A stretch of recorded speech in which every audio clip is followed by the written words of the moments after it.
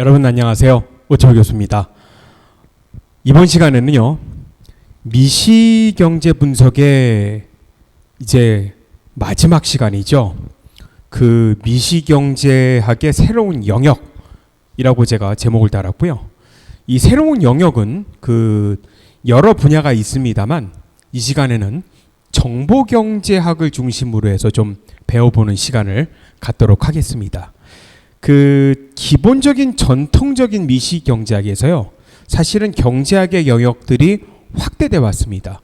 이제 대표적으로 확대한 부분들이 뭐냐 하면 전통적인 경제학에서 대전제로 깔았던 것들이 완전 정보라는 거죠. 근데 실제 리얼월드에서는 완전 정보가 아닌 경우가 많거든요. 이것들을 뭐라고 하냐면 정보경제학이라고 합니다. 그래서 실제로 정보가 비대칭해요. 그래서 비대칭 정보에 문제가 생기는데 이것들을 어떻게 해결할 거냐, 어떤 관점이냐라는 거를 말씀드립니다만 이게 정보경제학이라고 하죠. 그래서 그 여기서 나오는 용어들이요, 여기 나오는 이제 도덕적 K, 영어로 도덕적 K를 moral hazard라고 하고요, 역선택, 영어로는 adverse selection이라고 합니다. 다시 말하면 잘못된 선택을 한다는 거죠. 여러분, 도덕적 K가 발생하고 역선택이 발생하는 것은 말씀드린 대로 정보가 불균형하기 때문에 그렇습니다. 그래서 여기에 대한 이슈를 다루는 것을 정보경제학이라고 하고요. 이 시간에는 정보경제학을 중심으로 해서 강의를 하려고 합니다. 자, 미시경제학에 있어서 새로운 영역들은 사실은 이 비대칭 정보 말고도요, 행동경제학이라는 것도 있습니다. 역시 전통경제학에서 가정했던 부분들이 가정이 바뀌는 경우죠. 첫 번째 부분은 무슨 가정이었죠? 완전 정보 가정이었고요.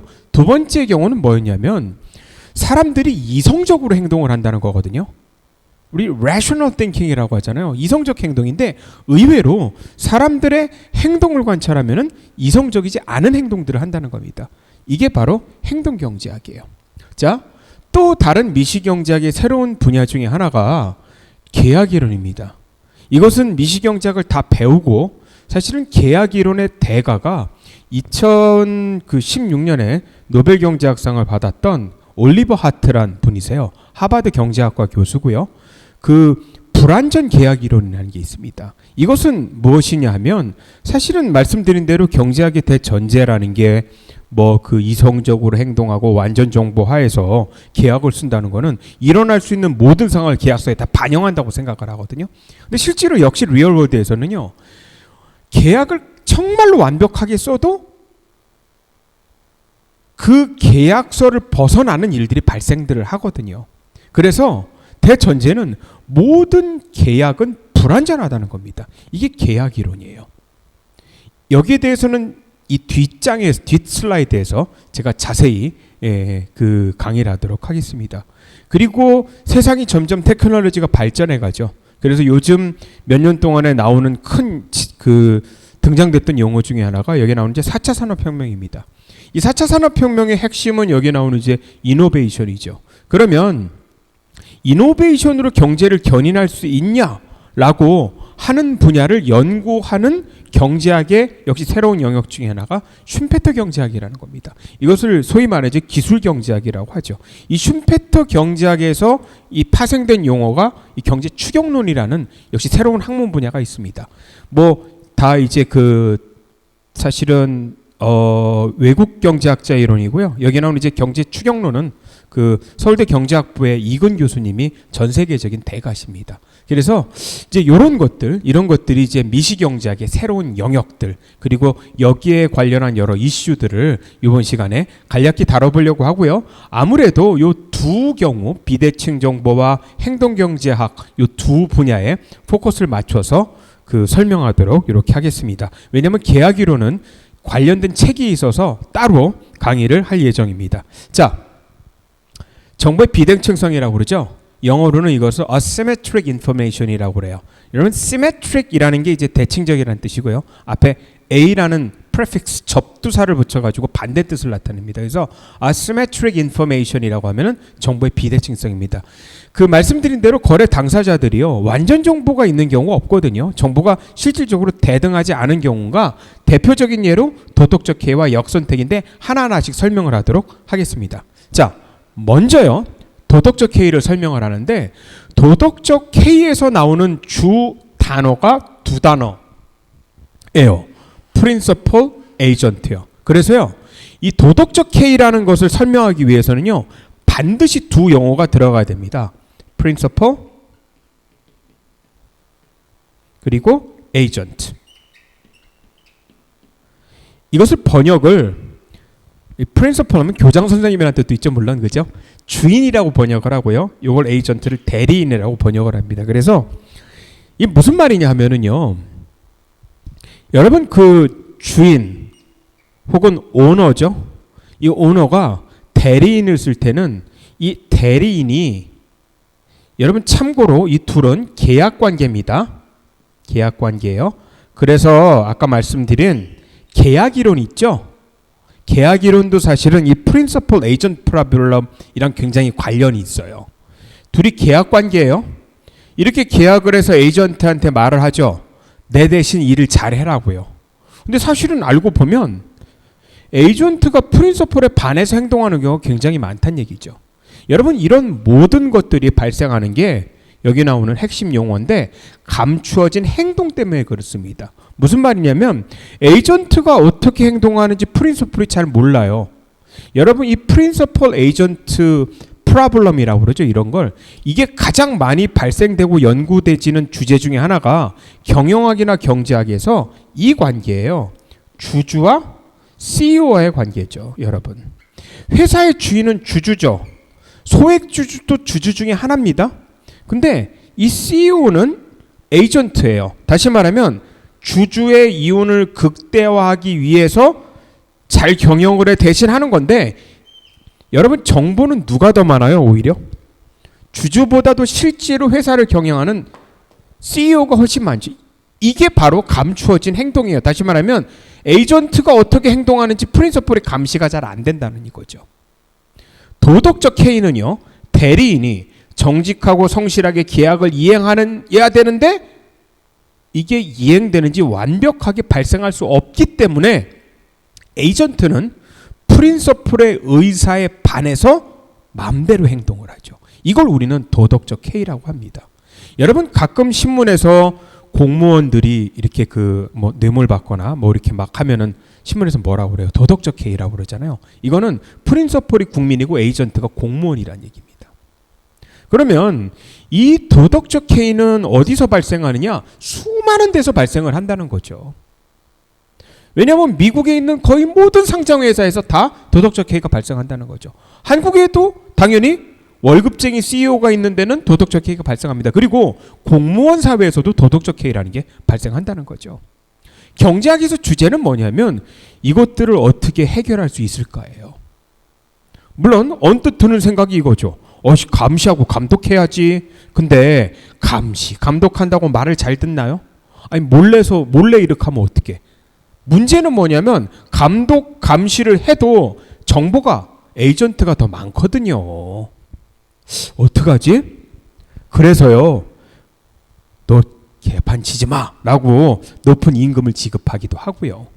아니면 여러 인센티브를 줍니다. 예를 들면 주식을 주기도 해. 그냥 주는 건 아니고요. 물론 일종의 스탁 옵션이라는 걸 주죠. 주가가 이렇게 오르면 말이야. 네가 그거에 대한 매수권을 줄게. 뭐 이런 것들이 이 도덕적 해이를 해결하는 방법 중에 하나입니다. 여기 보상의 분할 지급이라는 게 아까 말씀드린 대로 스탁 옵션을 주는 거죠. 물론 이거를 잘 활용해서 몇 천억을 버는 CEO들이 있죠. 애플의 팀 쿡은 스톡 옵션을 여러 번 행사합니다. 실질적으로 과거에 2016년인가 이때 이제 그 스톡 옵션 행사하는 거 보면 정말 어마어마한 천문학적 돈을 스톡 옵션으로 가져가기도 합니다. 물론 주가가 많이 올랐으니까 그렇게 하는 거겠죠. 이것들이 도덕적 해이입니다. 그래서 도덕적 해이는 굉장히 광범위하게 쓰인다는 거고요. 이거랑은 조금 다른 게 있어요. 뭐냐면 역선택인데요. 앞에 게 감추어진 행동이라면 이 역선택은 감추어진 속성입니다. 특징이에요. 그래서 영어로 이거를 hidden characteristics라고 그래요.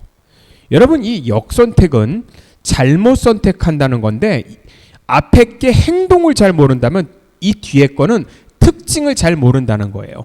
대표적인 게 여기 말하는 레몬 시장인데 레몬 시장의 대표적인 예가 중고차입니다. 여러분 이 중고차 써놓고서 제가 기대값, 기대치로 설명하려 이렇게 제가 써놨는데 제가 써놓은 거고요, 당연히. 네, 왜냐면 잊어먹을까봐 설명하다가 잠깐 설명할게요. 여러분 그 중고차 시장에서요, 좋은 차를 고를 확률이 정말 낮은 거 알고 계시죠? 아마 많은 주변에 있는 사람들이 그 말을 하는 걸 들으셨을 겁니다. 중고차 사지 말라고요. 왜 그럴까? 많은 사람들이 중고차 시장에서 중고차를 샀다가 별로 안 좋은 경우를 당한 사람들이 훨씬 많죠. 여러분 중고차 시장에서 중고차를 사면 왜 나쁜 차를 고를 확률이 클까? 나쁜 차를 골랐다는 건 잘못 선택했다는 얘기죠. 이걸 우리는 역선택이라고 합니다. Adverse Selection이죠. 여러분 보세요. 제가 여기 기대치로 설명한다고 그랬는데 이거 조금 테크니컬하지만 오히려 내용을 조금 알면은 오히려 더 설명이 쉽게 느껴질 수도 있을 거예요. 사람들이 선택을 할 때요, 확률에 근거해서 그러니까 선택에 있어서 확률이 들어가면요, 이 선택함으로써 얻어지는 이득을 표시하는 것을 우리는 기대값이라고 해요. 기대값 혹은 기대치라고도 하는데 영어로 이 기대치를 expected value 이렇게 나타납니다. 여러분 이렇게 가정해 볼게요. 기대치를 구하려고요. 중고차가 있는데 두 종류예요. 좋은 중고차가 1,000만 원짜리가 있어요. 이거는 좋은 중고차입니다. 잘 고장도 안 나요. 나쁜 중고차가 있어요. 이건 200만 원짜리 자동차예요. 이거는 작년에 침수도 한 번 돼. 이거 사면 안 돼. 사면은 일주일 내로 고장 나요. 그죠? 이렇게 가정해 볼게요, 여러분. 자, 일반인이에요. 중고차 시장에서 중고차를 고른다고 생각해 볼게요. 역시 이것도 러프하게 가정해 볼게요. 일반인이 중고차 시장에서 중고차를 사려고 할 때 이런 가정이 가능하죠. 좋은 차가 반, 나쁜 차가 반 정도 섞여 있지 않을까? 그러면요, 중고차를 만날 확률 2분의 1이고요. 좋은 중고차를, 나쁜 중고차를 만날 확률 2분의 1이에요, 여러분. 요거 두 개를 더하는 게 기대치예요. 이러면요, 기대치를 구하면은 600 플러스 100만, 자, 500 플러스 100만 원이니까 600만 원이죠. 이 기대치는요, 우리의 상식에도 대충 맞아. 여러분 이런 생각할 거 아니야. 봐, 좋은 중고차도 물론 있어. 1,000만 원짜리인데 너무 비싸. 그리고 나쁜 중고차도 있어. 200만 원. 저건 사면 안 돼. 그러면 글쎄 대략 한 600만 원 정도 가져가면 좋은 차 대충 좋은 차 사지 않을까? 이런 생각을 일반인들이 하잖아요. 이게 소위 말하는 기대치입니다. 자, 여기부터가 재미있어요. 여러분 실제로 600만 원의 예산을 가지고요, 이 중고차 시장에 갔습니다. 그래서 처음 누굴 만났냐 하면은 이 1,000만 원짜리 이 주인을 만났어. 거래가 될까요? 거래 안 되겠죠? 왜냐하면 내가 기대치는 600이고 지불할 수 있는 최대 금액이 600인데 1,000만 원짜리 차를 가진 사람이랑 딜이 되겠어요? 그 다음에 만난 사람이 200만 원짜리 차를 가진 사람이에요. 자, 여기서 중요해. 1,000만 원짜리 중고차랑 200만 원짜리 중고차랑 차이가 있나요? 있죠? 하지만 외관상으로는 없어요. 역시 비대칭 정보라고 그랬죠? 감추어진 속성이에요, 이게. 누군 알아. 차 오너들은 알아요. 하지만 나는 몰라. 그래서 200만 원짜리 차를 만나서 딜을 하면은요, 이건 또 딜이 돼. 맞죠? 아니, 한 300만 원이나 400만 원쯤 계약할 거 아니야. 물론 저 200만 원짜리 차를 판 오너는 차 팔고서 전화번호 바꾸겠지만, 맞죠? 자, 중요한 건 시간이 갈수록 이 1,000만 원짜리 차를 가진 사람은 시장에서 없어진다는 거죠. 맞잖아요. 딜이 안 되잖아. 그럼 결국 시장에 뭐만 남아? 200만 원짜리 차만 남아요. 여러분 이거를 영어로 메타포가 일종의 은유를 레몬이라고 합니다. 여러분 이 레몬, 이 정확한 영어 원어는 the market for lemon이에요. 레몬 시장은 뭘 말하냐 하면요, 여러분 레몬이라는 게 영어에 어떤 메타포가 있냐면 보기에는 좋아. It looks good. 인데 실제로 먹으면은 진짜 시잖아요. Taste sour 아닙니까? 그죠? 다시 말하면 보기에는 좋은데 가짜. 이게 중고차랑 비슷하잖아요. 외관상으로는 좋아 보이는데 실제로 타면 200만 원짜리 차 타면 큰일 난다니까요. 중간에 가다가 차가 서. 근데 우리는 200만 원짜리 차를 고를 확률이 되게 커요. 중고차 시장에서. 왜? 시간이 갈수록 1000만 원짜리 차는 다 없어지니까. 이해 가시죠? 이게 바로 역선택입니다. 감추어진 속성으로 인해서 역선택 상황이 있는 거고요. 대표적인 게 말씀드렸지만 중고차 시장입니다. 그리고 대표적인 게 보험 시장이에요. 왜냐하면 보험료를 내라고 보험을 듣는 시장이 있다고 그러면 사실은 건강한 사람은 안 듣고 건강이 자신 없는 사람만 들 확률이 굉장히 많잖아요. 자, 이런 역선택의 상황은 우리 리얼월드에서 아까 도덕적 해랑 마찬가지로 정말 많이 존재하고요. 경제학적 과제는 뭐냐면 이 역선택의 문제를 어떻게 해결할 거란 얘기죠. 그래서요. 역선택의 문제를 어떻게 해결하냐면 두 가지로 해결합니다. 신호보내기와 골라내기인데요. 아래부터 볼게요. 정보를 가지지 못한 측이 정보를 가진 쪽으로부터 내부적으로 얻기 위해서 취하는 행동이 골라내기입니다. 일종의 스크리닝이에요. 여러분 제가 중고차를 사러 가면은요. 중고차를 잘 알지도 못하면서 혼자 갑니까? 되게 무림의 고수를 데려가잖아. 그죠? 그래서 중고차를 본네트도 열어보고 야 이거 엔진 맞는 거야? 좋은 거야? 이걸 확인을 하죠. 게다가 사고 났는지 안 났는지 자동차 이력조회도 합니다. 이런 것들이 다 스크리닝이에요. 반면에 여기서 제일 억울한 사람은 이 사람이죠. 1000만 원짜리 중고차를 가진 사람. 왜냐하면 외관상으로는 이게 차이가 없잖아. 200만 원이랑. 그럼 이 사람이 어필을 할 수 있다는 거죠. 예를 들면 600만 원 기대치를 가진 고객과 만났을 때 이런 식으로 말하는 거야. 아저씨 제 차는 다르거든요. 이건 정말 좋은 중고차예요. 근데 안 믿잖아. 그러면 뭔가 믿는 뭐를 해줄까요? 보증을 해줄까? 근데 안 믿을 거 아니야. 개인인데. 그죠? 근데 중고차를요. 만약에 대기업이 팔면서 대기업이 보증을 한다면요. 그건 좀 다른 얘기겠죠. 여러분 이게 일종의 신호보내기예요. 정보를 가진 쪽이 정보를 가지지 못한 쪽에 대해서 내부 정보를 전달하는 방법이죠. 여러분 중고차 시장에서요. 지금 마켓 쉐어의 50% 이상을 차지하는 굉장히 큰 대기업 집단이 있는데 뭔지 아세요? SK엔카예요. 일반 딜러들이 이거 좋은 중고차예요. 600만 원 이렇게 손님이 말하면 손님 1000만 원짜리 차라니까 1000만 원 써요. 좋은 차야. 이렇게 하면 안 믿어요. 어떻게 믿어 쟤를. 하지만 SK에서 고객님 이건 1000만 원짜리 차 맞아요. 진짜요? 진짜라니까요. 만약에 고장나죠? 2년간 무상 수리해 드릴게요. 만약에 일반 개인이 2년간 무상 수리해 드릴게요. 어떻게 믿어요? 하지만 큰 기업이 2년간 무상 수리해 드릴게요. 믿잖아요. 그죠? 여러분 이게 일종의 시그널링이죠. 신호보내기입니다. 자, 이 신호보내기는요. 정보 비대칭성을 극복하기 위해서 정말 많이 씁니다. 여러분 기업에서 왜 토익 성적 요구하죠? 그냥 서류할 때 물어보면 되잖아. 영어 잘하느냐고. 그럼 다들 그럴 거 아니야. 나 영어 잘한다고. 근데 어떻게 믿어요? 매번 다 시켜볼 수도 없고. 일종의 토익 성적을 요구하는 것도 스크리닝입니다. 여러분 대학에서 공부를 왜 하죠? 이 지금 들으시는 대학생분들, 그죠? 대학 공부 왜 해? 고등학교만 나오고서 예를 들면 뭐 혼자 책 읽어도 되잖아. 그리고 혹시 잡이 필요하면은 대기업이나 아니면 원하는 기업에 어플라이 하면서 그렇게 말하죠. 저 충분히 공부 많이 했고요. 책도 많이 읽었고요. 대학생들이랑 버금가는 실력을 가지고 있습니다. 라고 말하면 되잖아. 안 믿죠. 여러분 대학 졸업장 이것도 일종의 시그널링이에요. 이해 가시죠? 그죠? 각종 자격증 이 시그널링이에요. 정보를 전달하는 거죠. 내가 낫다는 거를. 그죠?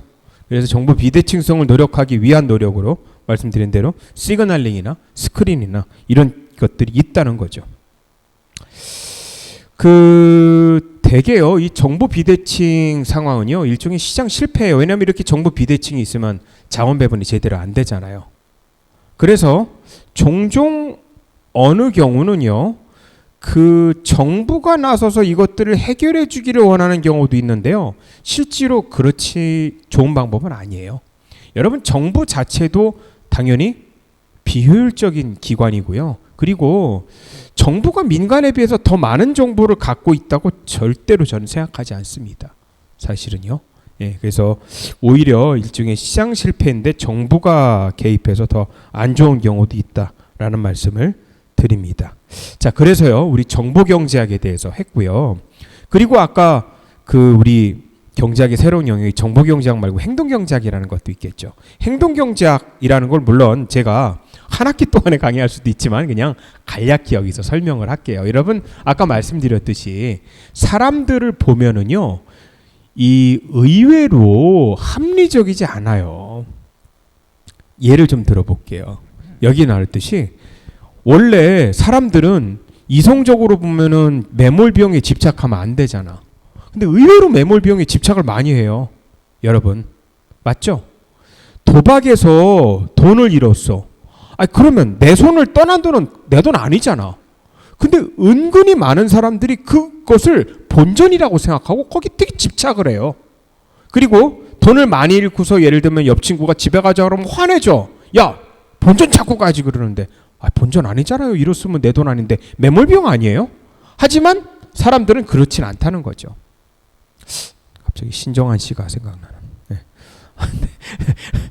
뒤에 매몰비용이 집착하는 경향이 있다는 거죠. 그리고요, 이행성도 잘 맞지 않아. 여러분, 이행성이라는 게 뭐냐면 이런 거야. 그 선택의 선호를 조사할 수 있거든요. 이행성이라는 게요, 뭐냐면 이런 거야. 봐요. A랑 B랑 있었을 때 뭐가 좋아? A가 더 좋아. 이거 기호인데요. 이렇게 되면은 A가 B보다 더 좋거나 같다는 얘기예요. 그러면 B랑 C가 있었을 때 어느 게 더 좋아? B가 더 좋대요. 그러면요, 자, A랑 C랑 비교하면은요, A가 B보다 좋고 B보다 C가 더 좋으면 A랑 C랑 하면 당연히 이거죠. 여러분, 이게 이행성이에요. 합리적인 사람이라면 이렇게 나와야 되겠죠. 근데요, 많은 사람한테 실제로 이걸 설문조사를 하잖아? 이런 경우가 있어. 실제로 행동 경험하면 그렇거든요. 이행성 만족 안 해.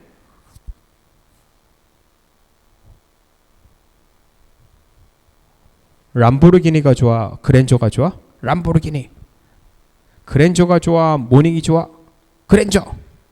람보르기니가 좋아? 모닝이 좋아? 그러면 어떤 사람들은요, 갑자기 모닝 그래. 왜 모닝이에요? 왜냐면 연비가 좋잖아요. 이래요. 그런다니까 사람들이요. 이 이행성에 맞지 않게 행동을 한다는 거죠. 자, 그리고 이 소수 직접 경험에 사람들이 굉장히 큰 비중을 둡니다. 이것도 되게 재밌어요. 사람들 보면. 이 무슨 말이냐고? 이런 얘기야. 내가 자동차를 사려고 그래. A라는 자동차. 그래서 A라는 자동차 모형을 정말 오랫동안 봤어.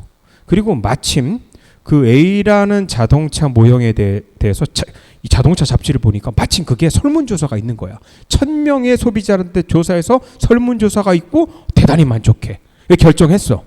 몇 달에 걸쳐서 고민하고 예산도 세우고 그 자동차에서 알아보고 소비자 결과도 보고 사기로 했어. 그래서 가는 중간에 내 친구를 만난 거야. 어디가? 그래서 A라는 자동차 사라고 했더니 그거 사지 마. 야, 내 탔더니 아니야. 그러면요, 여러분 흔들려요. 근데 여러분 이성적으로 생각해 보면 보세요. 1000명의 설문조사에서 1명 더 추가된 거야. 근데 사람들은 그 친구의 말에 훨씬 더 많은 비중을 둡니다. 소수 직접 경험에 훨씬 더 큰 비중을 둬요. 이런 경향들이 있어요. 여러분, 이런 경향들이 있다는 사람의 행동들을 혹은 심리들을 좀 이해하면 아마 교우관계나 사람들을 대하는 데 많은 도움이 될 거예요. 경제학 대단히 도움이 되는 학문이네요. 그죠? 여기 흔들린다니까요. 그리고 또 재미있는 게 자신의 믿음을 잘 안 바꿔요, 여러분. 그래요. 잘 안 바꿉니다. 팩트들을 보여줘도 잘 안 바꿔요. 그 최근에 유튜브 보니까 그런 모임도 있더구만. 미국에 지구가 아직도 평평하다고 믿고 있는, 그죠?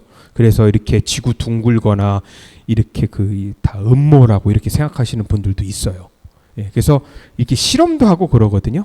그래서 그 데이터를 보여줘도 또 안 믿어요. 그러니까 말씀드린 대로 사람이 그런 경향들이 있다는 거죠. 자, 또 하나가 공평성을 되게 중요하게 여겨요. 이거 얼티메이트 게임이라고 하는 건데 내용은 이래. 예를 들면 카드가 2장이 있어. 그 판돈이 예를 들면 1,000만 원이 있고요. 카드가 2장인데 A, B 두 사람이 이제 그 경기를 해. 그 게임을 해. 근데 숫자가 1이라고 적은 거면은요. 이 사람이 이제 뭐냐면 1,000만 원을 어떻게 나눌지 결정할 수 있는 거고, 2 뽑은 사람은 accept 할지 refuse 할지 2개만 정할 수 있다는 거야. 그러면 첫 번째 뽑힌 사람이 1,000만 원이면 어떻게 나눠야 돼? 999만 원 대 1. 맞죠? 그러면 B는 accept 해야 돼? 아니면 reject 해야 돼? reject 하면 한 푼도 못 받아요? accept 하면 그나마 1만 원 받아. 근데 이거 accept를 안 해요, 대부분 사람들은. 아니, accept 안 하면 10,000원 다 잃잖아. 그래도 안 해, 대부분 사람들요. 왜? 야, 너도 갖지 마. 이런 경향이 되게 강하거든요. 이 사람들이 은근히 공평성을 되게 중시하게 여겨요. 되게 재밌죠, 사람들 행동 보면. 그리고 재밌는 거는 제안하는 사람들도 999대 1 이렇게 제안하는 사람들이 거의 없어. 되게 6대 4 제안하고 7대 3 제안하고 이래. 이것도 되게 재밌는 현상이죠. 그래서 사람들의 행동을 관찰해 보면 이런 거 있고요. 시간에 따라 일관성 있게 행동하지도 않아요. 그래서 이런 것들을 연구하고 모형을 만드는 게 행동경제학입니다. 물론 제가 얘기를 되게 재밌게 했는데 실제로 더 깊이 들어가면 이런 거 모형 만들려면 되게 어려워요. 사실은. 예, 참고로 노벨 경제학상 받은 그 학문의 한 분파입니다. 행동경제학이라고 하죠. 또 하나가 이제 불완전 계약 이론인데요. 이 불완전 계약 이론은요, 그 제가 별도의 장을 마련했어요. 왜냐하면 이 불완전 계약 이론이라는 게 아까 말한 계약 이론이에요. 사실은. 왜냐하면 모든 계약은 다 불완전하다는 거죠. 네, 그래서 요거는 별도의 장에서 다시 말씀을 드리는데, 요거는 그 저기 6년에 노벨 경제학상을 받았던 그 올리버 하트 교수가 주장하는 거였죠. 요 책을 제가 그 번역을 했거든요. 제가 번역을 했습니다. 번역을 했고, 그 번역하면서 그 저기 뭐 이렇게 메일을 했더니 인터뷰, 이렇게 신문사에서 좀 인터뷰 요청을 하더라고요. 예, 그래서 메일을 보냈더니 오라고 그래가지고 그 2017년이었죠. 예, 그 가을쯤이었는데 그 하버드로 제가 직접 가서 이렇게 그 저기 요 책이거든요. 원본은 요 책에 대해서 제가 인터뷰를 이렇게 해서 그 진행을 했던 기억이 납니다. 그리고 이게 이제 그 한국경제신문의 전면으로 당시에 이제 다뤄졌던 거예요. 그래서 이렇게 그 이런 적이 있었습니다. 예, 아마 그 해에서 가장 그 바쁘고 아마 그 보람이 있었던 작업이 아닌가라는 생각인데요. 요 책 내용은 시간이 좀 지루할 것 같아서 여기서 잠깐 포즈했다가 이어서 하도록 하겠습니다.